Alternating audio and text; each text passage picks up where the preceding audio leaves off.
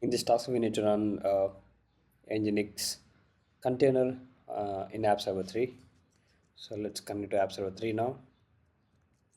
So if you run the command docker run -d, that's in detached mode, -name, and give it nginx underscore 3 as per the task, and then image nginx hyphen alpine. So this basically, whenever you see alpine tag, so those are smaller images in size. Just run it. So it's not available locally, so it's going to pull it from Docker's repository, public repository. Okay, now if you check it, docker ps, so now you can see running container. Basically docker ps shows only running containers, docker ps -a shows all the containers. Let me show you.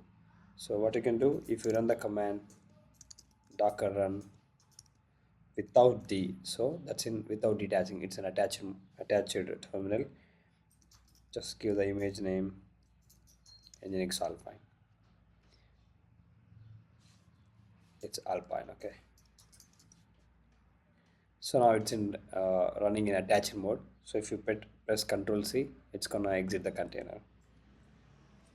So that's why we use a -d. So if you do docker ps now, you don't see it, but if you do docker ps -a, now you can see that exited container as well 17 seconds ago. So that's the difference. If we check the task results now, that's been successful. Thank you so much for watching.